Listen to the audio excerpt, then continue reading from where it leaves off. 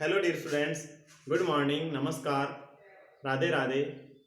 स्वागत है आप सबका एक बार फिर डीपीएस की ऑनलाइन क्लास में। बेटा आ जाइए पढ़ने के लिए। आपके सर आपको पढ़ाने के लिए आगे हैं। जैसा आपको मालूम है, मैं पिछले एक मंथ से आपको डेली क्लास 5th के लिए ईवीएस सब्जेक्ट प्रोवाइड करवा रहा हूँ, उसकी क्लासें प्रोवाइड करवा रहा हूँ। और आपसे उम्मीद रखता हूँ बेटा आप बहुत आदी हो गए होंगे पढ़ने के लिए, क्योंकि बहुत समय हो गया है आपको पढ़ते हुए ऑनलाइन क्लासेस से ही।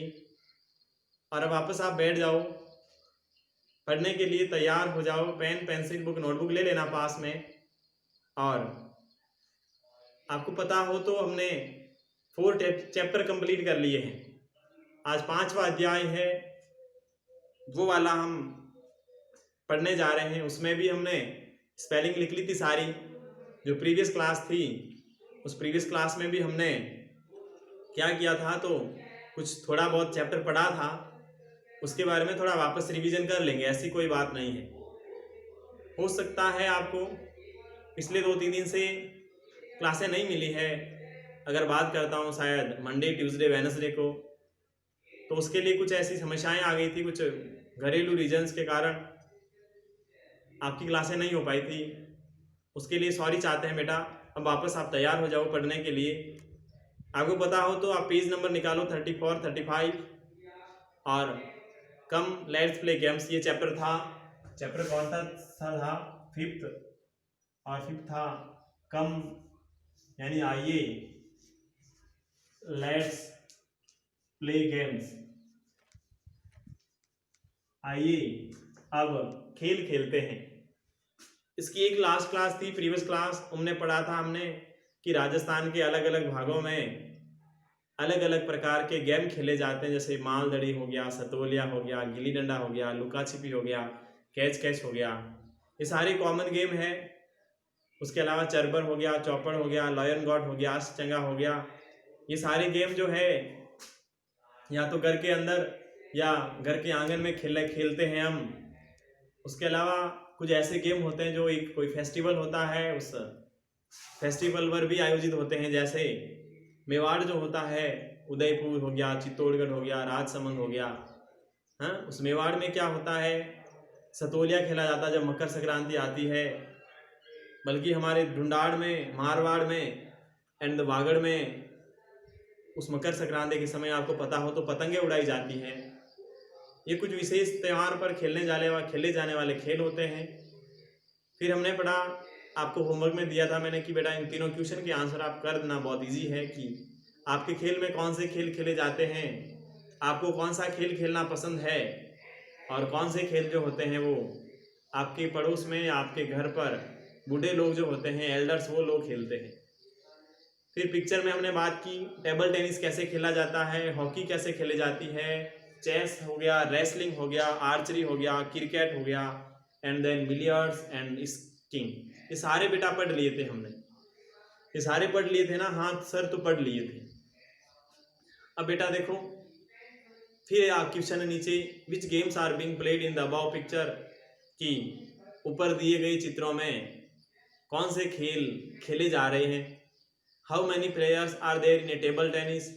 टेबल टेनिस में कितने खिलाड़ी खेलते हैं, जो हमने बात की थी, या तो 1-1 होता है या 2-2 होता है, उससे ज़्यादा नहीं होते।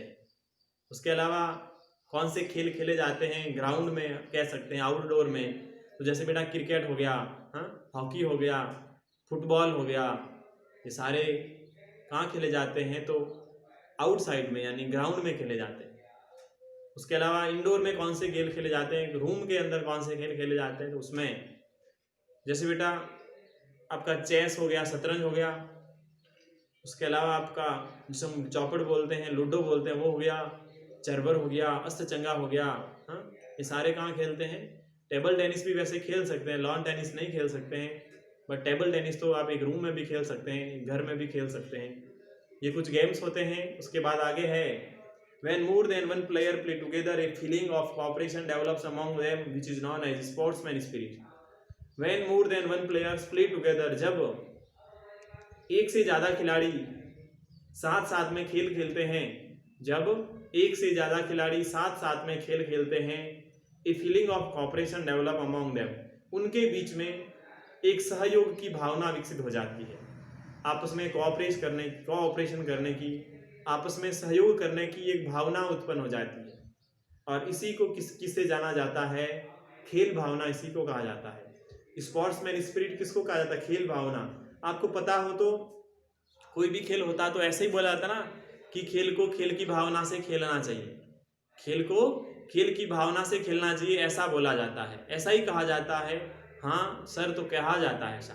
तो क्या होता है खेल भावना की? जब कोई भी एक से ज़्यादा खिलाड़ी साथ साथ में खेलते हैं और उस समय उनके बीच में एक फीलिंग आती है सहयोग करने की, आपस में कोऑपरेशन करने की एक अंदर फीलिंग आती है, अंदर भावना आती है, उसको बेटा खेल भावना कहा जाता है। फिर आगे, games which are played in the ground are called outdoor games, यानी खेल जो कि मैदान में खेले जाते हैं उसको आउटडोर गेम्स कहा जाता है। And the games which are played in close areas या रूम के अंदर, या फिर खेल जो कि एक बंद क्षेत्र में या एक कमरे में खेले जाते हैं उसको इंडोर गेम कहा जाता है, घर के अंदर खेलने वाले खेल कहा जाता है। सिंस दूरदर्शन हैड स्टार्टेड, और जब से दूरदर्शन ने had started telecast kabaddi matches का, यानी जब से दूरदर्शन ने कबड्डी के मैचों का प्रसारण किया है टीवी पर, दूरदर्शन के चैनल पर हुआ है, this days this game is becoming popular, और तब से यह खेल बहुत लोकप्रिय बन हो गया। पहले कोई जानता ही नहीं था कि क्या हमारे इंडिया वाले लोग कबड्डी खेला करते, क्या भारत की भी इंटरनेशनल की टीम है क्या कबड्डी की, इतना जानते ही नहीं थे। लेकिन इतना लोकप्रिय हो गया है क्योंकि दूरदर्शन चैनल पर टीवी में लाइव कबड्डी का प्रसारण किया जाता है, जो हमारे देश के खिलाड़ी खेलते हैं, उस कारण से वो गेम एक लोकप्रिय खेल बन गया, कबड्डी खेलना भी बहुत लोकप्रिय हो गया। Children are seen playing kabaddi in street grounds, लोग चिल्ड्रन जो बच्चे होते हैं वो बच्चे गलियों में भी एक ग्राउंड बना करके कबड्डी खेला करते हैं, बट कबड्डी खेलते हुए आप देख रहे हैं। At some places they are seen playing cricket also, कुछ स्थानों पर आप उनको क्रिकेट खेलते हुए भी देख रहे होंगे। हाँ, कुछ स्थानों पर आप क्रिकेट खेलते हुए भी देखते होंगे बच्चों को। Cricket is played a large ground, cricket एक बड़े ग्राउंड पर खेला जाता है, बड़े मैदान पर खेला जाता है। But children are seen playing it in small plots also, लेकिन जो बच्चे होते हैं वो एक छोटी सी जगह पर भी क्रिकेट खेल लेते हैं। हाँ, वैसे तो क्रिकेट बड़े ग्राउंड में खेला जाता है, लेकिन शहरों में कह दूं या गाँवों में गलियों में उतनी ज़्यादा जगह नहीं होती है ग्राउंड जितनी, तो फिर वो अपनी गली के अंदर भी क्रिकेट खेलने लग जाते हैं। कोई छोटी जगह होती है वहाँ पर भी बच्चे अगर क्रिकेट खेलते हैं, हम देखते हैं बहुत। Nowadays people have become quite aware of their health, आज के दिनों में लोग उनके स्वास्थ्य के सचेत के लिए, स्वास्थ्य की जागरूकता के, स्वास्थ्य के खिलाफ वो पूर्ण जागरूक हो गए हैं। यानी आज के लोग जो है वो स्वास्थ्य के प्रति एकदम जागरूक है, अपने शरीर के हेल्थ के प्रति एकदम जागरूक होते हैं। इसीलिए yoga is also becoming more and more popular, इसीलिए योग करना भी ज़्यादा से ज़्यादा लोकप्रिय हुआ है, बहुत पॉपुलर हो गया है योगा भी, योग करना भी। नाउ आइए come let's now some facts about yoga also. आइए हम कुछ जानते हैं, कुछ फैक्ट्स जानते हैं अबाउट योगा के बारे में कुछ हम ऐसे फैक्ट जानते हैं। जो बेटा पेज नंबर 36 है, वेरियस फेजेज ऑफ सूर्य नमस्कार के बहुत सारे फेजेस दे रखे हैं, ये सारे योगा का ही प्रोसेस है। नंबर 1 पर देखो, एक ऐसे कंडीशन में एक लेडी है, खड़ी है। फिर सेकंड कंडीशन में वो अपने हाथों को पीछे लेकर जाती है। थर्ड कंडीशन में वो हाथों और कमर को नीचे झुका रही है। फोर्थ कंडीशन में एक पैर पीछे करके एक पैर आगे करके ऐसे ऊपर देख रही है। 5 नंबर कंडीशन पे दोनों हाथों को ऐसे नीचे जमीन पर रख करके कुछ प्रयास कर रही है। हाँ, फिर वो नीचे जमीन के चिपक रही है, फिर वापस अपनी कमर को ऐसे ऊपर कर रही है। हाँ, फिर बीच वाले भाग को ऊपर कर रही है हवा में। हाँ, फिर वो दूसरे वाले पैर को आगे लेकर जाकर के ऊपर देखती है, फिर वापस वो नीचे लेकर के जाती है, अपने गर्दन को, घुटनों को लगाती है, अपने मुंह को, फिर उसके बाद में दोनों हाथों को पीछे की ओर लेके जाती है। एंड देन लास्ट 12 कंडीशन जो है उसमें वापस एकदम नॉर्मल स्ट्रेट सीधी खड़ी है एक महिला। इस प्रकार ये 12 फेजेज है सूर्य नमस्कार के। किसके फेजेज है? तो बेटा सूर्य नमस्कार के फेजेज है। तो सूर्य नमस्कार कैसे किया जाता है, उस सूर्य नमस्कार के फेजेस दे रखे हैं। फिर बेटा डू यू नाउ लिखा है कि क्या आप जानते हो, उसमें आपको क्या जानना है? डू यू नाउ में है the origin of yoga have been speculated to date back to pre Vedic Indian tradition, to pre Vedic Indian traditions. यानी जो योगा का उद्भव हुआ था, सबसे पहले योग करना जो शुरू हुआ था, वो कहाँ से माना जाता है? वो जाता है पूर्व वैदिक जो भारतीय परंपरा है, पूर्व वैदिक भारतीय परंपरा के अनुसार उसका अनुमान लगाया जा चुका है कि योगों का उद्भव वहाँ हुआ था। योगों का उद्भव कहाँ से माना जाता है, कब से माना जाता है योग करने का उद्भव? वो भारत के पूर्व वैदिक काल की जो परंपरा है उसे पहले का अनुमान लगाया जा चुका है। Practice of yoga is mentioned in the Rigveda, यानी जो हमारे इंडियन कल्चर में वेद है, 4 वेद है, उसमें सबसे जो पुराना वेद है ऋग्वेद, उस ऋग्वेद में योगा का मेंशन किया हुआ है, योग करना का उल्लेख किया हुआ है। बट मोस्ट लाइकली, लेकिन बहुत ज़्यादा ही जो डेवलप्ड हुआ वो अराउंड हुआ 6th and 5th सेंचुरी, यानी 5वीं 6वीं शताब्दी में बहुत ज़्यादा विकसित हुआ था, बहुत ज़्यादा लोकप्रिय कब हुआ? वैसे तो इसका मेंशन ऋग्वेद में भी मिलता है, बट मोस्ट पॉपुलर अगर बात करें तो वो 6वीं 7वीं शताब्दी में, यानी कि 600 700 जो ईस्वी थी, 500 600 जो ईस्वी थी, उस ईस्वी के अंदर इस योगा का डेवलप्ड माना जाता है। See this picture, in pictures को देख करके आप कुछ प्रैक्टिस कर सकते हो आसन्स की, according to the instruction by teachers as, यानी टीचर के द्वारा दिए गए निर्देशों के अनुसार कुछ आसन प्रक्रियाएं आप कर सकते हो, जैसा पिक्चर में बताया गया है। नंबर 1 पर Tadasana, and then second Padmasana, and 3rd number पर Pawan Muktasana, and 4th number Surya Namaskar. This is a combination of several asanas. Surya Namaskar क्या होता है? कॉम्बिनेशन होता है सेवरल आसन्स का।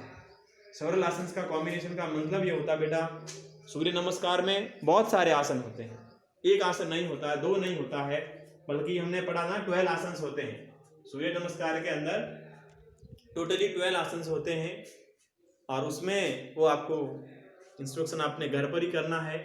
आपका होमवर्क बेटा कहूँ तो आज यही रहेगा बस, ठीक है ना, ज़्यादा कुछ नहीं करना, आपको प्रैक्टिकली काम ही करना आज होमवर्क में।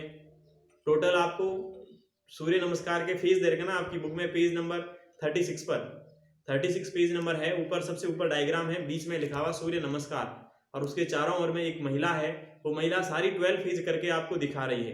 तो आपको होमवर्क में आज शाम को क्या करना है, शाम को यानी 5:30 बजे आने के बाद में, या फिर कल सुबह मॉर्निंग में, आपकी ये क्लास लेने से पहले, टुमारो की कल क्लास लेने से पहले सुबह जल्दी उठ करके, 6 बजे सुबह जल्दी उठ करके ये सारी 12 फेजेज आपको करनी है, होमवर्क के रूप में यही करना है। बाकी दूसरा बेटा लिखने का काम नहीं दे रहा हूँ। होमवर्क क्या है आज का? आज का होमवर्क आपके लिए यही है, जो सूर्य नमस्कार की 12 फेज है, वो 12 फेज आपको करना है आपकी बुक में दे करके, या तो शाम के समय 5:30 जब 6 बज जाते हैं उस समय आप कहीं पर, या तो क्लोज रूम में जा करके, या अपने घर की छत पर जा करके ये कर सकते हैं, या फिर कल मेरी क्लास लेने से पहले सुबह के 5:30 6 बजे उस समय आप जल्दी उठें, और ये सारे जो 12 फेजेस है सूर्य नमस्कार के, उन सारे 12 फेजेस को आपको करना है टैक्टिकली, यानी व्यावहारिक रूप से आपको करना है। ऐसा नहीं समझना कि बुक में करना, नोटबुक में करना, ऐसा नहीं करना है, आपको स्वयं को करना है, ठीक है ना। इस बुक को देखना है, वो लड़की कैसे कंडीशन कर रही है, कैसे लड़की कंडीशन नहीं कर रही है, वैसे आपको बेटा होमवर्क में करना है। दूसरा होमवर्क आपके लिए नहीं है, उसके बाद फिर हम आगे शुरू करेंगे कल पढ़ना, जो भी आगे है इस प्रकार हम पढ़ते जाएंगे। बेटा आपसे उम्मीद है मेरी, हाँ, कि आप ऐसे मेरे साथ साथ में पढ़ते जाइए। मैं आपको पढ़ा रहा हूँ, बट साथ में बेटा लर्न जरूर किया करें। मैंने आपको जब पिछली बार आपकी नोटबुक चेक करने के लिए आया था, तब आपको बेटा यही सबसे मुख्य बात कह के गया था, बेटा लर्न करना। इस बार मैं पूछूंगा, हाँ, तो लर्न करना अवश्य है, जरूरी है बेटा। बिना लर्न किए पढ़ने का कोई सेंस नहीं है, कोई मतलब नहीं है। अब आपसे विदा लेता हूँ, तब तक के लिए भगवान से प्रार्थना करता हूँ आपको स्वस्थ रखें, आपके परिवार को स्वस्थ रखें, खुश रहें, आप मस्त रहें, तंदुरुस्त रहें। तब तक के लिए बेटा अब मैं चलता हूँ, कल लौटता हूँ वापस, और अब bye bye, have a nice day, thank you.